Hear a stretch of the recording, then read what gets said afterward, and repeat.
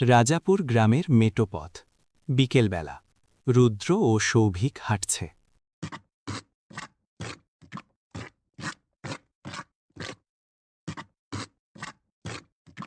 কিরে সৌভিক, তোর এই গ্রামের নাকি অনেক নামডাক, ভূত প্রেত নিয়ে নাকি দারুণ সব গল্প আছে।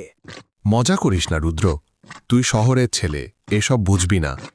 আমাদের গ্রামের দক্ষিণ দিকের জঙ্গলে ওই পুকুরটার দিকে কেউ যায় না। গ্রামের পুরনো সেই ছোট্ট চায়ের দোকান। কি গো সৌভিক, শহরের বন্ধুকে নিয়ে এসেছ, তা দক্ষিণ পাড়ায় যেন নিয়ে যেও না। কেন কাকা, কি আছে দক্ষিণ পাড়ার ওখানে? ওরে বাবা, ওই নাম মুখে আনতে নেই, ওটা একটা রক্তপোকর। সৌভিকের বাড়ির বারান্দা দুই বন্ধু একসাথে বসে আছে। তখন সময় রাত ৮টা। সৌভিক, এই রক্তপুকুরের রহস্যটা কি আমাকে বল, আমি তো এই নিয়েই স্টোরি করতে এসেছি। কাল সকালে রাম কাকার কাছে নিয়ে যাব, উনি সব জানেন। তবে আজ রাতে ভুলেও ওদিকটায় যাবি না। সৌভিকের বাড়ির ছাদে রাত 12টা। দূর থেকে তো জঙ্গলটা বেশ ঘুটঘুটে অন্ধকার লাগছে, কিন্তু ওই পুকুরের দিকটায় যেন একটা লালচে আলো জ্বলছে। অদ্ভুত তো। রামকাকার বাড়ির দিকে পরদিন সকাল। রুদ্রকে নিয়ে সৌভিক যায়। কেন এসেছিস বাবা তোরা? ওই পুকুর অভিশপ্ত, 100 বছর ধরে ওখানে কেউ পা রাখেনি। আমি সত্যিটা জানতে চাই কাকা, মানুষ ভয় কেন পায়? আজ থেকে 100 বছর আগে এই গ্রামের জমিদার এক নিরীহ মেয়ে যমুনাকে ডাইনি অপবাদ দিয়ে ওই পুকুরে ডুবিয়ে মেরেছিল। মৃত্যুর আগে যমুনা অভিশাপ দিয়ে যায়। কি অভিশাপ? বলেছিল, আমার রক্তে এই পুকুরের জল লাল হবে, আর অমাবস্যার রাতে যে এই পুকুরের ধারে আসবে সে আর ফিরে যাবে না। সেই থেকে ওটা রক্তপুকুর। রক্তপুকুরের ধারে সেদিন মাঝরাত রুদ্র লুকিয়ে এসেছে। পুকুরের জলটা সত্যি অস্বাভাবিক লাল, যেন জমাট বাঁধা রক্ত। একটা পচা গন্ধও আসছে। রক্তপুকুরের ধার থেকে হঠাৎ জলের ভেতর থেকে একটা ছলাৎ শব্দ হল। কে কে ওখানে? তুই কেন এলি? রক্ত, আমার রক্ত চাই। রুদ্র ভয় পেয়ে পিছনের দিকে দৌড় লাগায়। হঠাৎ মনে হল কেউ ওর পায়ে ঠান্ডা হাত দিয়ে ধরল। রুদ্র ছিটকে পড়ে জ্ঞান হারায়। পরদিন সৌভিকের ঘর সকালবেলা। রুদ্র, রুদ্র, তুই পাগল নাকি? রাতে ওখানে কেন গেছিলি? সৌভিক, জলটা জলটা সত্যি লাল, আর কেউ একজন আমাকে ডাকছিল। সৌভিকের বাড়ির উঠোনে সকালে হ্যাকরাফ করে রাম কাকা। সর্বনাশ করেছিস তুই, তুই যমুনার আত্মাকে জাগিয়ে দিয়েছিস। আজ অমাবস্যা শুরু, আজ রাতে গ্রামে অমঙ্গল হবে। গ্রামের রাস্তা সন্ধেবেলা। ও রামদা, ঘোষেদের একটা গরু আজ সকালেই পুকুরের ধারে মরে পড়েছিল। গরুটার শরীরে এক ফোঁটাও রক্ত নেই। সৌভিকের ঘরে প্রায় সময় রাত 10টা। আমার খুব ভয় করছে রে রুদ্র, মনে হচ্ছে কেউ জানলার বাইরে দাঁড়িয়ে আছে। শান্ত হ, আমি তো আছি, সব ঠিক হয়ে যাবে। সৌভিকের ঘরে সময় রাত 2টো বাজে। রুদ্র ঘুমিয়ে আছে। সৌভিক চোখ খোলা রেখেই যন্ত্রের মতো উঠে দাঁড়াল। তার চোখের মণি উল্টে গেছে। আমাকে ডাকছে, যমুনা ডাকছে। জঙ্গল পেরিয়ে পুকুরের রাস্তা। সৌভিক একা একা পুকুরের দিকে হেঁটে যাচ্ছে। রুদ্রর ঘুম ভেঙে যায়। সে সৌভিককে না দেখে টর্চ নিয়ে দৌড়ায়।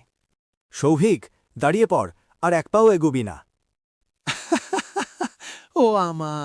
ও আমার কাছে আসবে। রক্তপুকুরের পাড় থেকে সৌভিক জলে ঝাঁপ দিতে যাবে। রুদ্র ঝাঁপিয়ে পড়ে ওকে ঝাপটে ধরে মাটিতে ফেলে দেয়।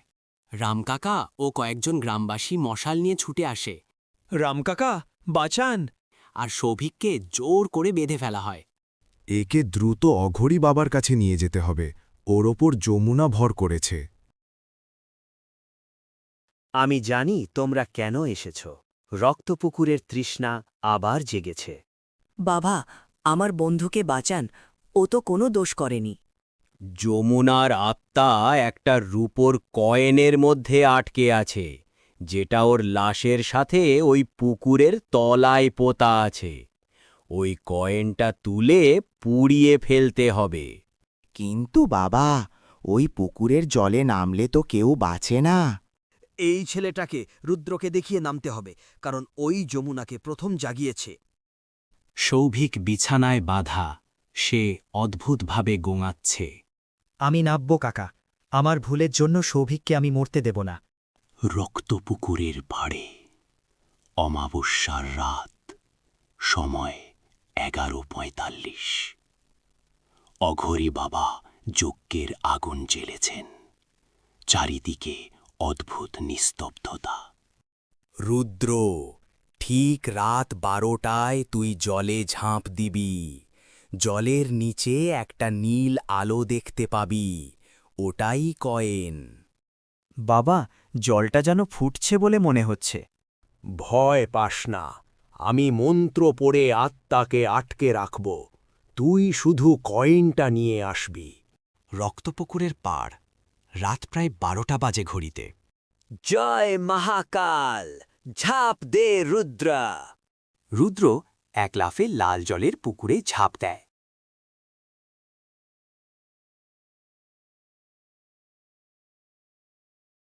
পুকুরের জলের নিচে রুদ্র, চারিদিকে অন্ধকার আর লাল রঙের খোলা জল। রুদ্র সাঁতার কেটে নিচে যাচ্ছে। হঠাৎ একটা কঙ্কালের হাত ওর পা চেপে ধরে। জল থেকে বুদবুদ উঠছে। সৌভিক পাড়ে শুয়ে চিৎকার করছে নারী কণ্ঠে। কাউকে ছাড়ব না, সবাইকে মারব। পুকুরের জলের নিচে রুদ্র পা ছাড়ানোর চেষ্টা করছে। সামনেই কাদার মধ্যে একটা রূপোর কয়েন থেকে নীল আলো বেরোচ্ছে। রুদ্র হাত বাড়ায়। বাবা, রুদ্রর তো দম আটকে যাবে, ও তো উঠছে না। ওম ক্রিং হুং ফট, আত্মা শান্ত হো। পুকুরের জলের নিচে রুদ্র শেষ শক্তিতে কয়েনটা খামচে ধরে এবং পা ছাড়িয়ে উপরের দিকে সাঁতার কাটে। একটি অস্পষ্ট নারীর ছায়া তাকে তাড়া করে। রুদ্র জল থেকে মাথা তুলে হাঁপাতে থাকে। ওর হাতে কয়েনটা। বাবা, পেয়েছি। হঠাৎ পুকুরের জল থেকে একটা বিশাল জলের ঘূর্ণি তৈরি হয়। যমুনার ভয়ঙ্কর রূপ জলের ওপর ভেসে ওঠে। আমার জিনিস দিয়ে দে। রুদ্র, কয়েনটা আমার দিকে ছুঁড়ে দে, তাড়াতাড়ি। এই বলতেই সাথে সাথে রুদ্র কয়েনটা আগুনের দিকে ছুঁড়ে দেয়। 100 বছরের অভিশাপ থেকে আজ আমাদের গ্রাম মুক্তি পেল। বেঁচে থাকো বাবা রুদ্র। যমুনার আত্মা শান্তি পেয়েছে। আর কোনোদিন এই পুকুর রক্তের মতো লাল হবে না।